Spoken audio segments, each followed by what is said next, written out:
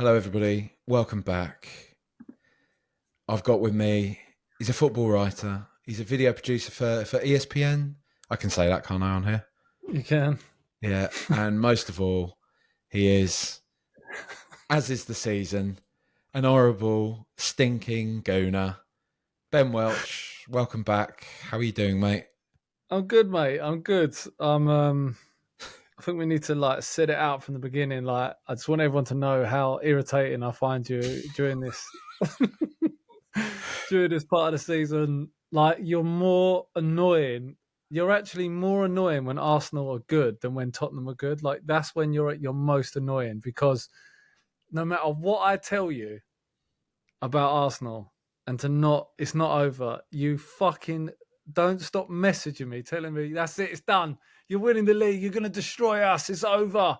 And then sometimes I come away from those messages and think, maybe Jack's right. Maybe Jack's right. And you're not right. You're never right.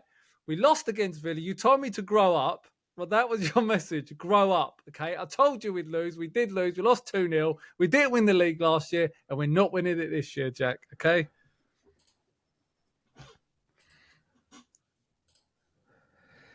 Sorry, we disappeared again for a second there, but I think it's back. I think we're back. Look, I'm not... My main point is you are very good at the moment, and you say I'm annoying. It annoys me because I know I can see that grin on your face. I know you know how good you are at the moment. I know you know it. I know it. I know you know it because I know when we've spoken previously, and let's say at the start of this kind of Arteta thing, when it's been a bit more like, Arteta might be good. Arsenal might be kind of back, but I'm not too sure. I knew you were a bit more like, man, I'm not going to get excited about this yet. We're sort of gubbins. Now, you're not even really saying anything like that. You're just saying, stop telling me that we're good. And that in my head is like, you wanker. It's because you know you're good. It's because you know you are. And you know, and I can see it. You're trying to look away now. You're looking down, but you know, you might win the league this year. And I know City are annoying, and I know they're big and they're oil money and all that stuff. Boo-hoo. Not like you haven't spent like 700 million in the past few years. For all this, Manchester City. But you might do it this year. And the thought of you walloping us, the way you've been playing the past few weeks, the thought of you walloping us en route to doing it, I can't, it turns my stomach. Well, equally, the thought of us stopping you, that is quite tantalising. That's a juicy chop to a rabid dog that's starved. And you got a little whet the appetite of what it felt for Everton to do that to Liverpool. So, do you know what? I'm not gonna lie. The way we reacted to Villa and Bayern with beating Wolves and then battering Chelsea, and I know that Chelsea are crap. I was like, I thought, we'd put pressure on City. Now they've got to win. Normally Arsenal will have a bad run. It's 4, 5, 6 games and then a complete implosion. So what I would say, I was surprised by the response to those bad results. And I did think by winning those games, I was like, you know what, we could be in this because we're not just rolling over. Mm. But then I watched last night and I just was like, I turned it off. I was so annoyed. I was annoyed at Brighton, a team effectively that I don't care about and I've never really sort of passed any judgment on, and just sitting there irritating with, why are you trying to play out from the back like that? What are you doing? This is our chance and you're fucking it up with trying to play like some rondo by the best pressing team in your own box. What are you doing? So annoyed. They're just a complete and utter waste of time. They just turned up and got absolutely battered. And then I'm telling myself, I keep making each opponent feel like they're better than they are. I'm like 4 Forest away, City ground's going to be rocking. Famous old ground that. They've won the Champions League twice. But this is a great historic club, and what happens, they just batter them. But what is, without question, almost more interesting than the North London derby this weekend is the fact that the penultimate game of the season, Spurs play City at Spurs. It's at Spurs, right? Isn't it? It is at Yeah. Spurs. Yeah. Spurs, great record against City. You could be playing for Champions League, and at the same time, you could help us win the league. I mean, it's beautiful, but I'm not sure how Spurs will play. And I need Spurs to be. Every week I'm supporting them. I need them in. I need them in the mix for that game. I can't imagine how little they try if it doesn't mean anything. But they can't roll over if they've got Champions League football. And I just keep looking to that fixture thinking, I might even buy a Spurs shirt for that game. Like, that's what it's going to come to. Mate, you're you know when you have these sort of conversations, you get all the like terminally online people that are like, no, probably that. I don't even like you joking about that. Look, there's this Arsenal fella on this Tottenham podcast bending over Mate, for them. I'm a number one Spurs fan on the back of my Spurs shirt. I'll tell you that day, I am full Spurs. Come on, the Lily Whites. I can imagine you back in when we had Manchester United last game of the season. Les Ferdinand scored, didn't he, at Old Trafford? I was working at Sainsbury's that day. I think I can't remember how old I was. I think I was still at school, maybe like 16, 17. And I remember being on shift and seeing Ferdinand scored, and I was like, come on, Spurs. And then I just felt like they gave up on purpose. Wasn't it? You lost like 5-3 in the end or something like that. I can't remember. I don't think we scored 3 at Old Trafford in those days. Probably 5-1. No, I think it was 3-1. I think I want to say 3-1 they beat us. I remember Andy Cole and Beckham scoring, and but like I can't believe. Imagine being in that position. You need Champions League football, no matter what Ange says. And you know, oi, listen, that is one of his, oh, look at me, I'm Mr. Humble. Oh, we just care about the football club. You need money, mate. Don't give me all that bollocks. You need money. You've got to pay the wages. You've got to sign players. You can't even Pearl Jam coming this summer. We got Pearl Jam, mate. We had Beyonce last year. Got Pearl Jam this year. We got an F1 kart, fella. Don't need to worry about football. It's not important to Tottenham Hotspur Football Club. What's important to Tottenham Hotspur Football Club is non-footballing events. You know, I'm literally not. NFL, woo! Let's go! NFL, bring the pain! Woo! That's what we're all about, mate. Listen, but have you seen the pints at Spurs? Have you seen the pints? Oh dear. How if it's just a boring football question, but how transformative would you say Declan Rice has been? Because one of the big things, right, I've been moaning about with Spurs, that we've had some brilliant teams down the years, but it seems to be the way in which we operate is, as opposed to saying we got Kane and Son, we got a good opportunity when you got two players like that. Let's build a team around them. Spurs are more like, we got Kane and Son, nice. Let's see if we can win it with them. Whereas I think like you have done the process. I'm not saying, I know I sort of had that little jibe about you spending money, but you have been spending money, but you've been spending it in a pretty smart way. You've been building a team, building a unit, making sure that, you know, the process, trust the process and all that sort of thing, it grows. Everyone starts to believe in Arteta. And then now that the opportunity is here, now you've sensed the opportunity, you have done the thing like Liverpool did with Alisson and Van Dijk. You've dropped the money. You know, you dropped big money this year, Declan Rice, Kai Havertz, Jurgen Timber, who obviously, you know, has been injured for most of the season. But probably most notably, Declan Rice is somebody who has made that big difference. And it's something I always go on about. You've got a lot of Spurs fans that are like, no, you don't want to buy a superstar. You want to buy this obscure Belgian player that's got these amazing stats, and that's what you should do, spend those.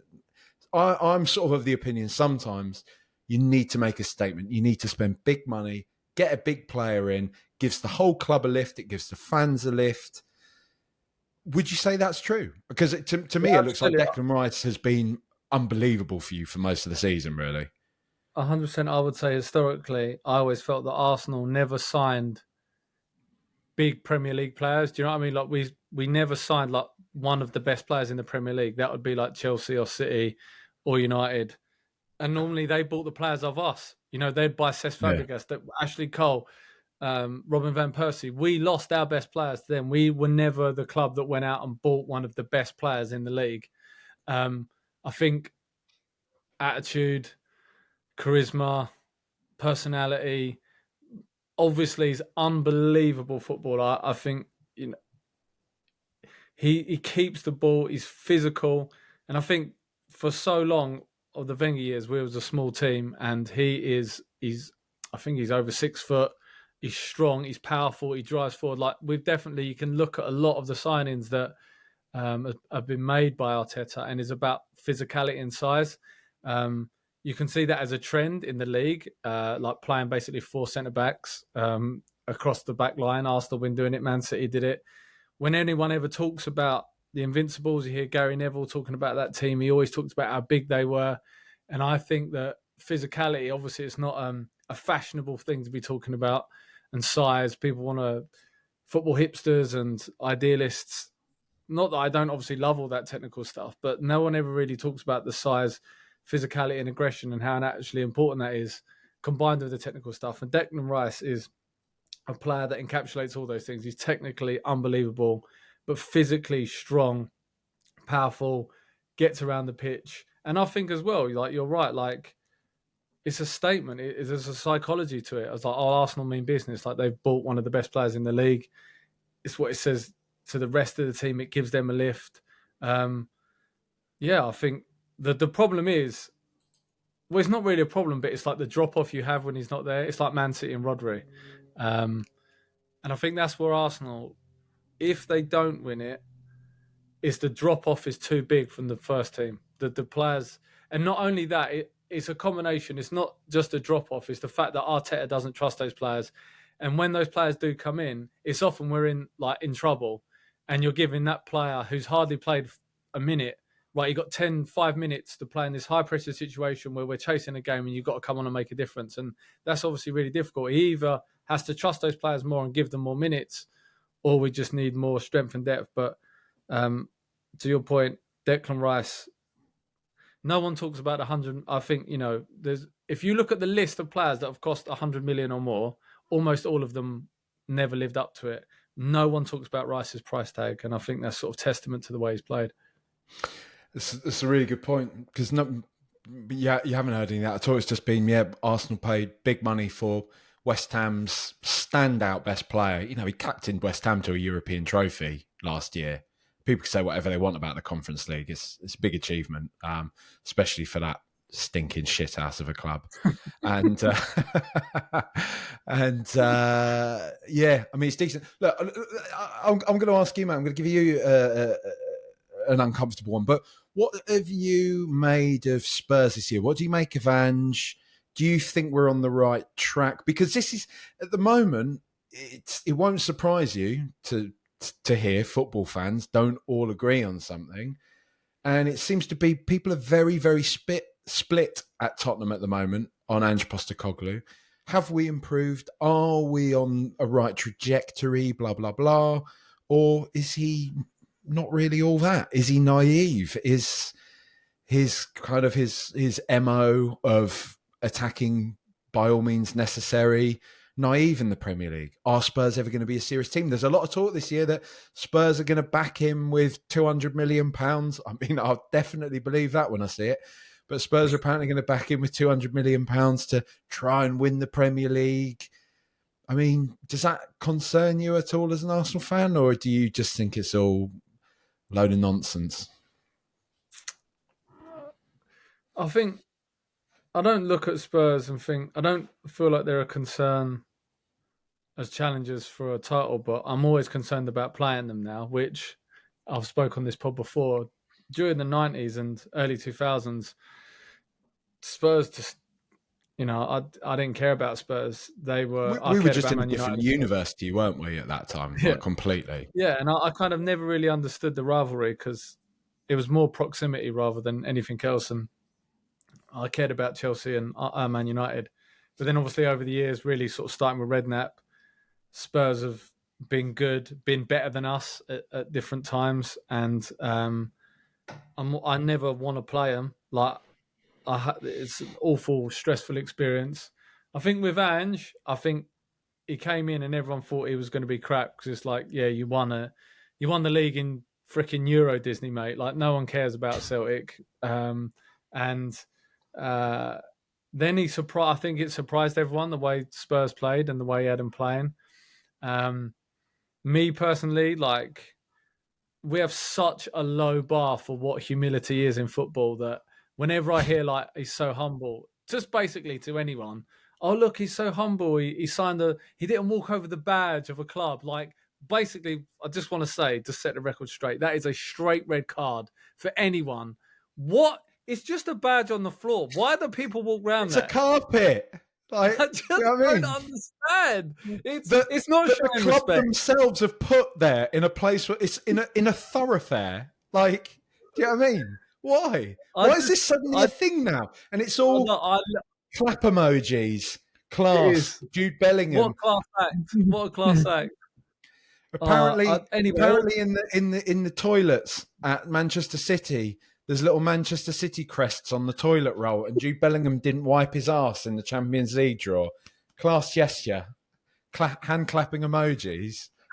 I mean, I hate all of it, and he's so humble. He's so humble. What a load of bollocks.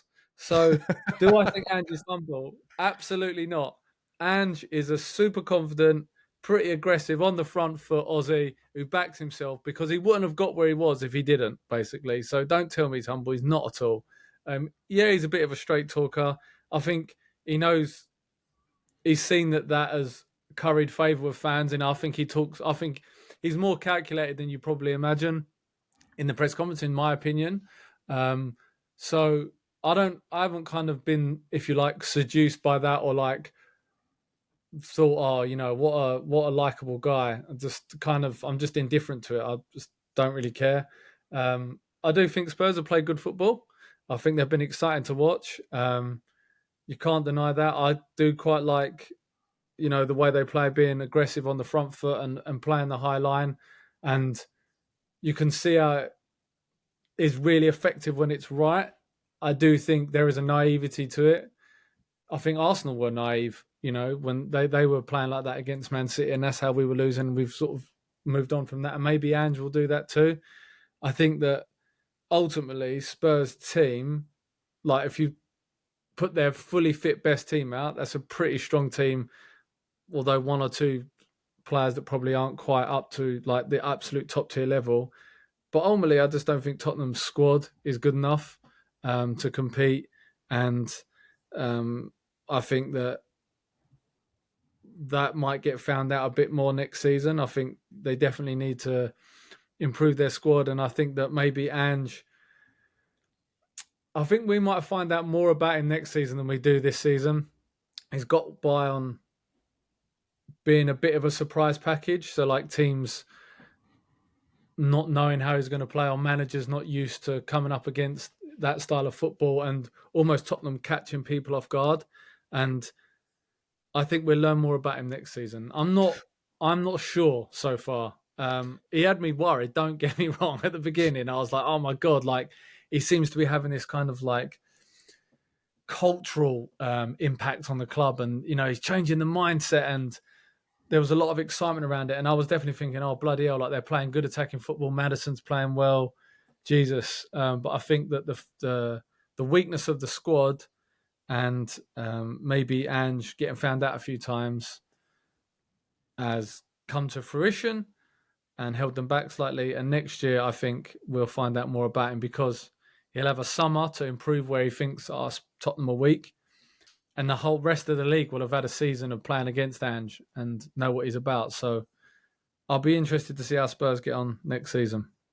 It's funny that you say that about him, you know, that we'll find out more about him next year, because really, as the season has gone on, it's felt a little bit like a lot of managers have actually started to wise up to, this is what Tottenham are about, and this is how you stop Tottenham. Like, what's his name? That smug twat. Gary O'Neill, isn't it? Wolves' manager. He completely. I mean, they did us at White Hart Lane. We didn't really have any answers for them, and they Yeah, they seem to completely set up well against us and smash us. I mean, Newcastle the other week, it's becoming a bit of a bogey fixture for us, St James's Park. So it's hard to know if that's a bit of an outlier or not. Newcastle seem to get their tails up. They're sort of one of those clubs, I'm sure you've got similar ones, certain clubs that just suddenly like hate you. They like Newcastle suddenly hate Spurs and it's suddenly become like, this is like a new rivalry. And we're sort of sat there like, is it? I just think we were both going for Champions League last year, and now they seem to sort of take it really personally that we equally want to succeed. Do you know what I mean? It's kind of one of those, all right, lads, but whatever kind of gets you out of bed. It's a funny one. I do. The main thing I like about Ange is that we actually sort of play football again. He does say things that I get why it does irritate people. I have found it a bit of a misstep when he says at the moment, I don't care if we finish fourth place. That's not what I'm aiming for. It's kind of like, I mean, you are still the manager of Spurs. Like finishing fourth I know this isn't just a self-depreciating thing. In the Premier League, finishing in the top four is an achievement. It's a bloody hard league, you know? Yeah. And I think kind of I understand the principle that he's aiming for, actually winning the league versus celebrating finishing fourth place. I get that. But sometimes it comes across a little bit boneheaded, I think, to just be like, I don't really care. I don't really care because we're not winning the league. But, I like that because as I said to you a lot, I could not stand Antonio Conte. I could not stand having to hear press conference after press conference of our own manager being like, what am I supposed to do? I'm manager of this shithouse. What do you expect from me? Which is effectively what he said every single week. But going on to this most unpleasant of fixtures, because I was saying I was doing a little intro on that. I mean, this isn't on the YouTube, but on the audio version on Patreon, if anybody wants to subscribe to that. But I was sort of saying, like in the in the lead up to this, that as much as you are flying and as much as we're not doing particularly well at the moment, I would still imagine that as much as there is that potential beauty in saying we beat Tottenham in their own gaff en route to winning the title, it's probably not the ideal fixture for many of your fans. I doubt you're really relishing this because there is the flip side of Tottenham can raise their game, and this can also be one of the sort of nails in the coffin of our title challenge away to them when they're not playing very well, blah, blah, blah. So, I mean, how do you see this game going, mate? Because it's funny, the past few years, like you say, there were so many years of us being really crap, and then, a few years of you being quite crap and us just kind of getting into the top four and it not really being a thing. But the last few years, there's been like, the sort of the pair of us both going for the top four a couple of years ago, which we ultimately ended up beating you to. And then now this season, again, it's kind of like a big North London derby in the business end of a season with a lot to play for. It's a brave new world for both of us. It's a weird place to find ourselves in. I mean, how do you see this one going, mate? Do you think, do you kind of relish Tottenham being as open as they have been, us coming out and going for you? Like, do you think you'll be able to pick us apart with somebody like Declan Rice, someone like Kai Havertz, someone like Martin Odegaard in the middle who is just looking absolutely, I know I'm not allowed to praise Arsenal players, but Odegaard has looked particularly sensational this in this kind of running that you've been in. I think he dipped a little bit in the middle of the season, but he's just been unbelievable, I think, these past few games. Yeah, he's ridiculous. I mean, I kind of probably see the game going like this. Normally, I would have been like, oh, I'm worried about Spurs starting fast and, White Hart Lane rocking and getting us on the back foot. And that could happen. But what I'm more concerned about is Arsenal being in control, not taking our chances, which Villa is a very good example of that game, of that kind of pattern of play. And then Spurs nicking something, and then that rocking, that rattling the team, like that is what I'm worried about. I think I feel like it's going to be. Part of me is sitting there thinking, well, this is like the test of this is Ange. The test. It's like, can you put your, Mr. Humble, can you put your ego to one side and do what the game requires, or are you just going to go out on your sword? I want him to go out on his sword. I don't want him to have the humility to play the game the way it needs to be played. But he might do that. But if he wants to go out on his sword, I think this game it could be absolutely insane. Like, I don't know it could be like a high scoring draw. It could be Spurs winning like 4-3 or 3-2, or, I could see Arsenal winning comprehensively. Like, I think if Ange plays open, but Spurs are good going forward, and they don't it could be just a completely unpredictable, crazy game. But what I'm kind of hoping for, and maybe how I see it going, and I never normally sort of feel like this, but we have sort of demonstrated we can do it this season. Arsenal controlling the game and just maybe winning like, I don't know, 2-0 or something. Oh. Do you know what? Knowing you as well, Ben, that, in your head, you're saying you think you're going to win 2-0. That's like, you're like, I think this could be a 4-5-0. I think we're going to batter them. The thing is, I can see it. Like, I don't think it will happen, but what I could see is like, I could see it falling apart if Ange is completely stubborn, as you've seen in other games, not against Arsenal, but you've seen in other games. Like, Chelsea. He just will not. Yeah, he won't relent. We are going to play like this, and that could happen. What I'm not looking forward to is, so I've got to fly. I'm flying out to America for work on Sunday, so I'm not going to see. I won't be watching the game, but there is a layover in Dublin, and I'll be with our good friend Tom Kingham, and my boss, who is also a Tottenham fan. What I don't want to do is get off that plane in Dublin, turn on my phone, Spurs destroy ruin Arsenal's title chances, and then I've got to sit with two Spurs fans for that entirety and for that layover, and then I don't know if I'll be sitting near him on the plane. Hopefully not. That's my fear. That's what I'm worried about, that I'm going to get off that plane and I'm going to see that terrible stuff. The messages are going to be flying in. Loads of like Spurs and West Ham fans all messaging me. West Ham fans seem to send me shit as well. Getting loads of grief. My mate messaging me, oh, we fucked it. What was that defending? I can't believe he's missed it. Like, I can just see all the WhatsApp messages coming in, and I'll just be absolutely devastated. But I think, from my perspective, and I don't really care what happens if we win the league. Like, I don't care. I just want to win something, because to have played this way for the season and to evolved in the way that we have, and to play this year, which is mad, by the way. Like, the first time we went behind in 2024, Villa, first game we lost, like the record we've got the best goal difference in the league, is insane. And we might end up with nothing. Like, we could end this season, one of our best seasons ever, by the way, in the Premier League, highest Premier League total points, and we won't win anything. So, yeah, I care about the North London derby, but,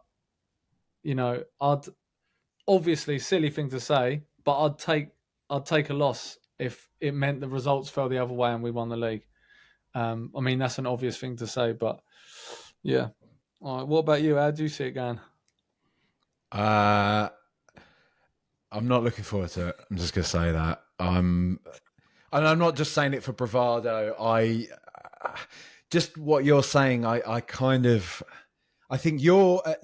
Postecoglou himself has been saying in the lead up to this game, we're not, we're in the start of building a process and all this type of thing, that we're not there yet. And I just think you really are. I mean, you're coming towards the sort of, I think that the joy for me is that if you don't win it this year, I think you've maybe got another year of people buying Arteta, people really giving it everything, and then it will start to tail off as just happens in football, right? The amount of the intensity, we've seen what it's done to Klopp. It's half killed him. You know, like if he's quitting because he's knackered. And I don't know if you've seen the comparison photographs of him starting at Liverpool. And I know people age and stuff, but it's pretty stark. This Manchester City team, and it was Chelsea before Manchester City. Let's not forget. Let's not let Chelsea off the hook. But with these sort of oil money teams, it's relentless. You cannot make any mistakes whatsoever. And the intensity with which you play is brilliant. And I think the belief that you have. But all it takes, mate, is that one bid from City who are suddenly like, let's make a bid for Saka. Let's just have it. Let's this summer say, actually, let's have Saka. Let's have him. Or Odegaard. One of them two. Kevin De Bruyne is getting older. Let's have Odegaard. Here, Arsenal, here's 100 million. You say, no, out of the question. But it's when Odegaard from within says, actually, I'd quite like to go. I'd quite like to go to City. Then you know, and it's what happens. This is it. So I mean, look, I'm obviously I'm trying to fill you with these doomsday scenarios about Arsenal. To your question, you are flying at the moment. You're brilliant. You are playing some of the best football in the country. I hate to say it, but you are. It's brilliant. I was so relieved that you went out of the Champions League. I thought you were gonna. I was worried that you were going to win that. And I think since you've gone out of that, I obviously don't want to see Arsenal win the Premier League. But the thought of you winning the Champions League was far worse than the thought of you winning the Premier League. I've seen you win the Premier League. I've seen it. I've lived there. Yeah, I didn't live there in this ultra social media world where everything's put in front of you constantly. It would be horrible to see you win it in this era.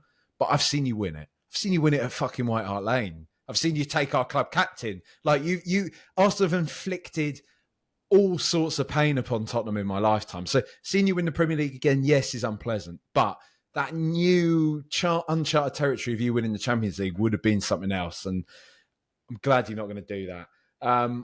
I just, like you say, the thing is, right, mate, the thing is, Spurs, and we've always been this team. We've always been this team that we can show up on our day and really just fancy it and really give anyone a game. And even when we've been dog muck in the 90s and stuff, we've always had those one random games where we can show up and just beat somebody and look really, really good. And everyone's like, see, if Spurs could just play that way all the time, they'd be a really good side.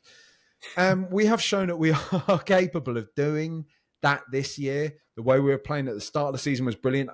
Ironically enough, I think one of our best performances this year was away at the Emirates. I think we were really, really good in that game. So if we raise our game and if things go our way, you know, if it is one of those games where we get a goal after 10, 15 minutes and then we get another one just before half time, we go up 2-0 and then you're a bit flat in the second half, then I can see that happening for Spurs because that's the type of thing we do. Equally though, what I can see is you getting a goal early and then getting 2-3-0 and then just kind of sitting on that and us still kind of pushing, still putting men forward. And then you getting maybe another one in the second half, and it genuinely being like a 4-5-0. And I'm not I don't mean to say that as in like, oh, we're so bad, we're going to lose 4-5-0. It's just the way we play, the way we commit bodies forward, how bad we've been defensively. We've barely kept a clean sheet all season. And you're a team that scores for fun. Like you score for fun. You create so many opportunities. It could just be such a recipe for it being a really, really horrible afternoon for Spurs. And yeah, I mean, it does worry me, mate. It does worry me. Can I push? I mean, you've said maybe 2-0, have you? If I was to push you for a score prediction,